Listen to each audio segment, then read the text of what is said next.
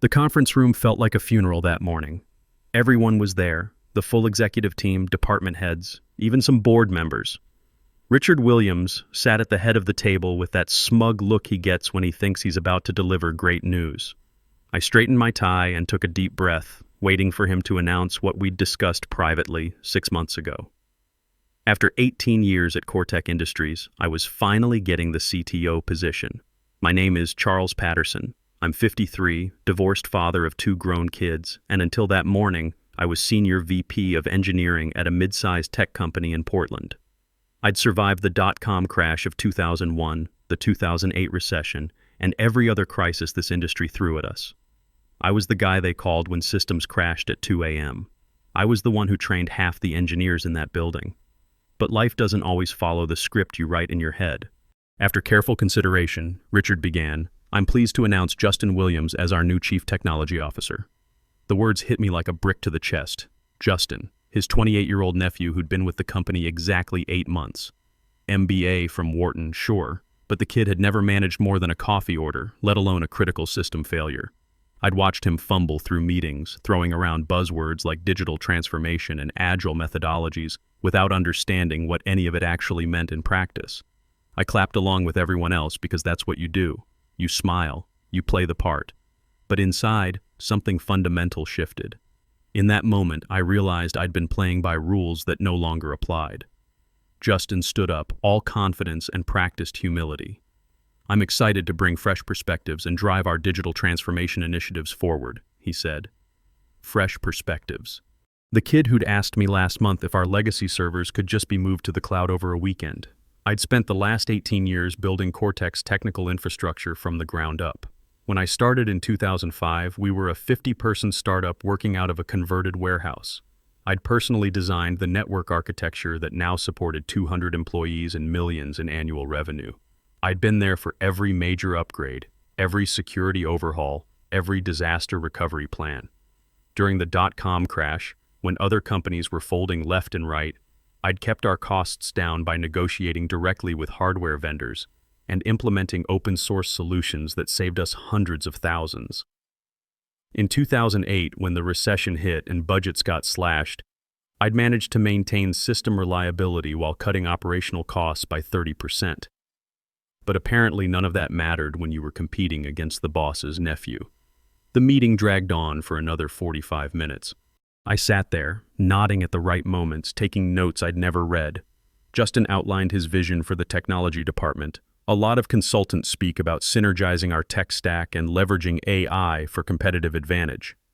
The board members nodded along like they understood what he was talking about.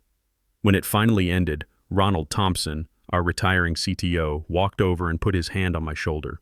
Ronald was 62, a good man who'd been planning to ease into retirement by the end of the year. He'd been my mentor for the last decade, the guy who'd taught me how to balance technical excellence with business needs. "I'm sorry, Charles," he said quietly. "This wasn't supposed to happen this way." I just nodded. We both knew the score. Ronald had recommended me for the position. He'd shown Richard my performance reviews, my project outcomes, the feedback from clients who specifically requested to work with me. But in the end, blood was thicker than competence. Back at my desk, I stared at my computer screen for a long time. Around me, the office hummed with its usual energy keyboards clicking, phones ringing, young engineers debating the merits of different frameworks. The same conversations I'd been having for nearly 2 decades. But now, it all felt distant, like I was watching it through glass. My phone buzzed. A text from my daughter, Sarah. "Dad, how did the big announcement go? Are you the new CTO?"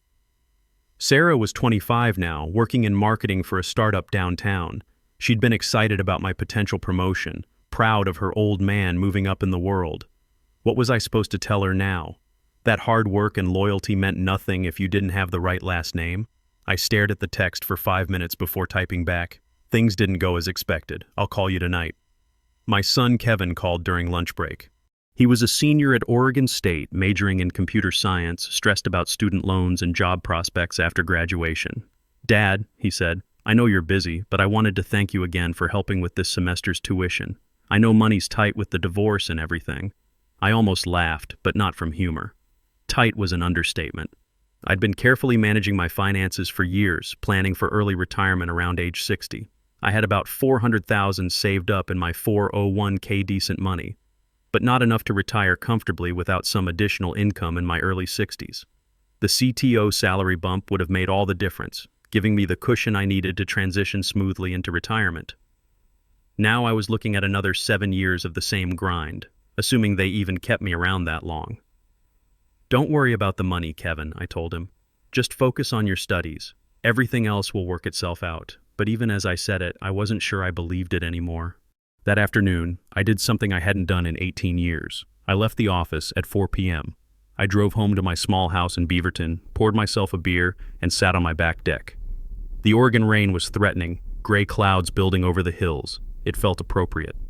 I thought about calling my ex-wife Linda, but what would I say? We'd been divorced for 8 years now, but we'd managed to build a decent friendship around co-parenting. She'd remarried a good guy, a high school teacher named Mike who appreciated her in ways I never learned how to. Mike was patient, present, everything I hadn't been during our marriage when I was too busy chasing the next promotion to notice my family slipping away. Sometimes I wondered if my obsession with work had cost me more than just this promotion. Linda used to joke that I was married to Cortec first and her second. It wasn't funny because it was true, but that was water under the bridge now. Linda was happy, and honestly, so was I. We'd both learned that some people aren't meant to be married to each other, even if they're good people individually. The kids had adjusted well, splitting time between households, and we'd all found our rhythm. Still, sitting there in my backyard, I felt the weight of being alone with this decision. No wife to talk it through with, no built-in sounding board. Just me, my beer, and the growing certainty that 18 years of loyalty had just been flushed down the drain. I spent that evening going through my employment contracts, reading the fine print I'd signed nearly 2 decades ago, non-compete clauses, intellectual property agreements, confidentiality terms. I'd helped write some of these policies myself, back when Cortec was small enough that everyone wore multiple hats. The non-compete was toothless standard 6-month restriction on working for direct competitors. But consulting was different. As long as I wasn't poaching employees or stealing trade secrets, I was in the clear. And after 18 years in this industry, I had relationships that went far beyond Cortec's client list. The next morning, I arrived early as always. The building was quiet, just the hum of servers and the coffee machine in the break room. I made my usual cup black, strong enough to wake the dead, and sat down at my computer. I'd thought about this moment for months, ever since Richard first started hinting about organizational changes and fresh leadership perspectives. Part of me had hoped I was wrong, that competence would win out over connections. But sitting there in the pre-dawn quiet, I realized I wasn't angry anymore. I was relieved. Starting a blank document, I began typing my resignation letter, not a rant, not an emotional outburst, just a professional, straightforward explanation of my decision. "Dear executive team," I wrote, "after 18 years with Cortec Industries, I am submitting my formal resignation from my position as Senior Vice President of Engineering, effective 2 weeks from today's date." I kept it factual. Listed my major achievements. The Y2K transition that went off without a hitch while other companies scrambled. The cloud migration project that saved them $2 million annually in infrastructure costs. The security overhaul after the 2017 Equifax breach that protected us from similar vulnerabilities. The disaster recovery system that kept us running when the 2021 ice storm knocked out power to half of Portland. But I also made my reasoning clear. While I appreciate the opportunities Cortec has provided, I can no longer contribute effectively in an environment where strategic technical decisions appear to prioritize relationships over demonstrated expertise and results. I ended with a professional courtesy. I am committed to ensuring a smooth transition of my responsibilities and will work diligently over the next 2 weeks to document processes and train my replacement. I read it 3 times, checking for any hint of bitterness or unprofessionalism. It was clean, factual, impossible to argue with. I sent the letter at exactly 8:47 a.m. on a Tuesday morning, copying HR, Ronald, and Richard. Then I closed my laptop and waited. My phone rang within 20 minutes. Richard's assistant asking me to come to his office immediately. Richard was standing by the window when I walked in, coffee mug in hand, trying to project the kind of authority that comes naturally to some people but always looked forced on him.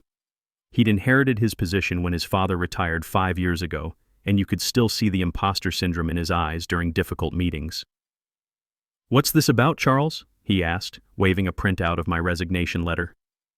"It's about reality, Richard," I said calmly. "You made your choice yesterday. Now I'm making mine." His face darkened. "You think walking away like this sends a message? That your little tantrum will hurt the company?" I had to bite back a laugh.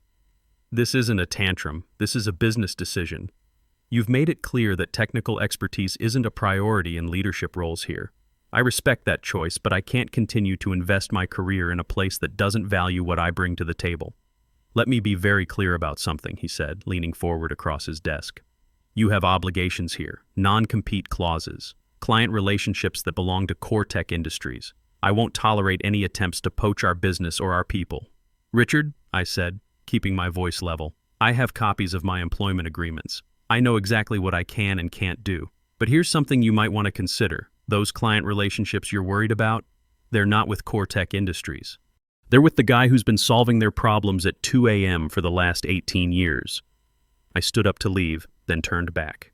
And here's another thing to think about. Justin's a smart kid, I'm sure. But when Northwest Regional Hospital calls at midnight because their patient database is corrupted, or when that manufacturing client's production line goes down during their busiest season, they're not going to want to explain the technical details to someone who's been here 8 months. They're going to want the guy who designed those systems." Richard's jaw tightened. "Are you threatening me?" "I'm not threatening anyone. I'm just pointing out the reality of technical support relationships. Good luck with the transition." I walked out of his office feeling lighter than I had in months. For the first time in years, I was making decisions based on my own judgment instead of someone else's politics. The next 2 weeks at CoreTech were the strangest of my career.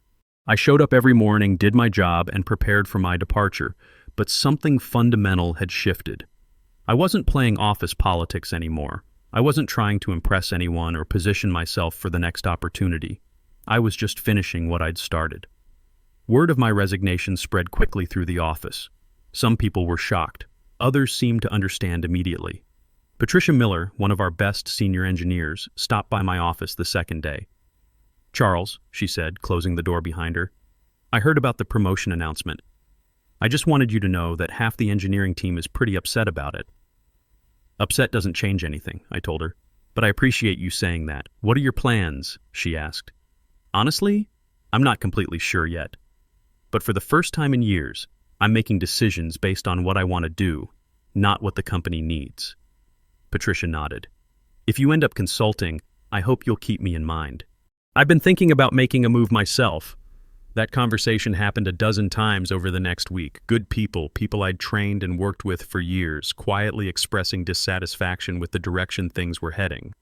I didn't encourage anyone to leave. That wasn't my place, but I listened. The hardest part was training Justin. Richard insisted that his nephew shadow me for the handover, and I'll give the kid credit, he tried. He carried a notebook everywhere, asked reasonable questions, and didn't pretend to know things he didn't. But 18 years of institutional knowledge can't be downloaded in 2 weeks. "How do you know when the Seattle servers need maintenance?" he asked during one of our sessions. "Experience," I told him. "You start noticing patterns, performance dips before certain weather systems, increased error rates when the building HVAC cycles on and off in summer. It takes time to develop that intuition." He wrote everything down, but I could see the overwhelm in his eyes. This wasn't his fault. He'd been set up to fail by an uncle who thought leadership was about titles instead of competence. On Thursday of my first week, I had dinner with Sarah at her favorite Thai place downtown. She'd been processing my resignation news for a few days, and I could tell she had things to say. "Dad, I have to ask, are you okay financially? Like, really okay?" I appreciated her directness. "I'm fine, sweetheart. I've got savings, and I'm not planning to sit around feeling sorry for myself. Actually, I'm thinking about doing some consulting work." "Consulting?" She raised an eyebrow. "That's pretty different from what you've been doing. Not as different as you'd think. Most of my job for the last decade has been solving other people's technical problems. The only difference is now I'll get to choose which problems to work on." She smiled for the first time since I'd told her about the promotion situation. "You know what? Good for you. I've been watching friends of mine get stuck in corporate jobs they hate because they're afraid to take risks. Maybe this is exactly what you needed." That weekend, I had a longer conversation with Kevin when he came home from college for a quick visit. We were working in my garage, fixing a problem with my lawnmower when he brought up the subject. Dad, can I ask you something about work stuff? Sure. How do you know when it's time to walk away from something? I thought about it while adjusting the carburetor. You know when you've given everything you have to give, and the people in charge still don't see your value. At that point, you're not helping yourself or them by staying. But wasn't it scary? I mean, you're 53. Starting over seems terrifying. I finished for him. Yeah, it is. But you know what's more terrifying? Spending the next 7 years in a job where you're not respected, waiting for people to notice your contributions. I'd rather bet on myself. Kevin was quiet for a minute. I think I understand. It's like staying in a relationship where the other person takes you for granted. Exactly like that. During my second week, I started making quiet preparations for whatever came next. I updated my LinkedIn profile, not with any announcements, just refreshing the details about my experience and achievements. I researched business registration requirements for consulting work in Oregon. I even started sketching out what a basic service offering might look like. The technical consulting space was competitive, but I had advantages.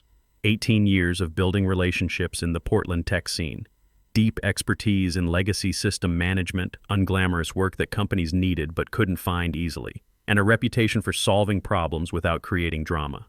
On Wednesday, Amanda Davis from Evergreen Health Systems called my personal cell phone. Charles, I heard through the grapevine that you're leaving Cortec. Is that true? It's true, I told her. Last day is Friday. What are your plans? Still figuring that out, but I'm considering some independent consulting work. There was a pause. Can I be honest with you? We've been worried about our account since you resigned. That new CTO doesn't seem to understand our legacy systems, and we can't afford downtime during flu season. If you do start consulting, we'd be very interested in talking. I felt something I hadn't experienced in months, genuine excitement about work. Let me get through this transition, and I'll call you early next week. Please do. And Charles, I hope you know how much we've appreciated working with you over the years. You've saved our ass more times than I can count. After that call, I sat in my car in the Cortec parking lot for 10 minutes, just processing. For 18 years, I'd been measuring my worth by internal politics and promotion ladders. But the clients, the people whose problems I actually solved, they saw my value clearly. Maybe this wasn't the end of my career. Maybe it was the beginning of something better. On Friday afternoon, I cleaned out my office for the last time. 18 years of accumulated stuff. Reference books, hardware manuals, conference badges, photos from company events. Most of it went in the trash. What mattered wasn't the memorabilia. It was the knowledge and relationships I was taking with me. Ronald Thompson walked me to the parking garage just like I'd imagined. You know, Charles, he said, in 30 years in this business, I've seen a lot of good people get passed over for political reasons. But I've also seen those people go on to build something better than what they left behind. I shook his hand. Thanks, Ron. Take care of yourself. Don't let them run you into the ground before retirement. As I drove away from Cortec Industries for the last time, I didn't feel nostalgic or sad. I felt free. Starting Patterson Technical Consulting felt surreal. One day I was sitting in executive meetings. The next I was working from my kitchen table trying to figure out business licenses and insurance requirements. Sarah came over that first weekend to help me set up a proper home office in my spare bedroom. Dad, she said while we were assembling a desk from IKEA, I have to say, I'm proud of you for walking away. I know it couldn't have been easy.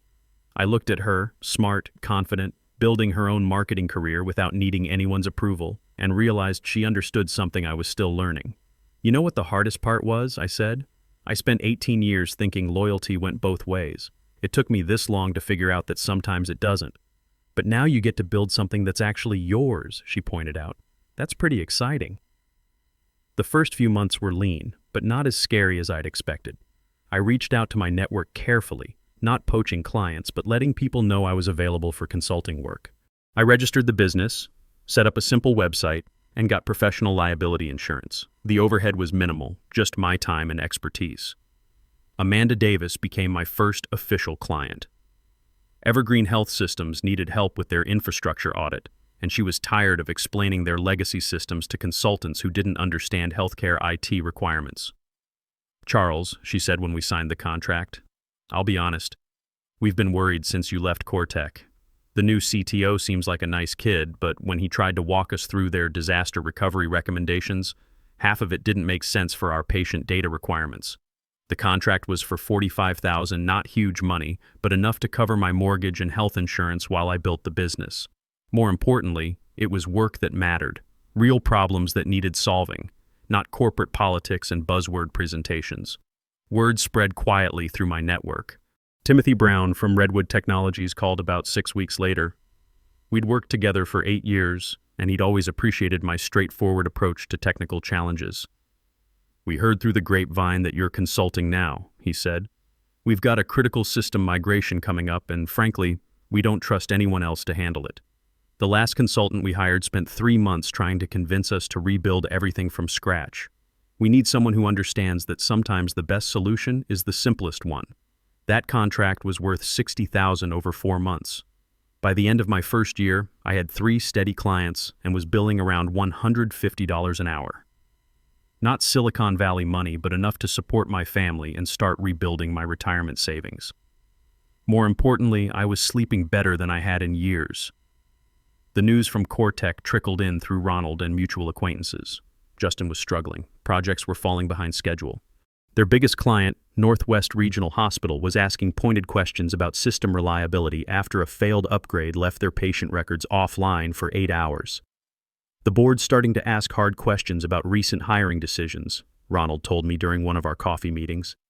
"Justin's a smart kid, but he's in over his head. Richard's trying to shield him, but clients don't care about family politics when their systems are down." I felt bad for Justin, honestly. He'd been set up to fail by an uncle who confused authority with competence. The kid was probably working 80-hour weeks trying to learn on the job what should have taken years to develop.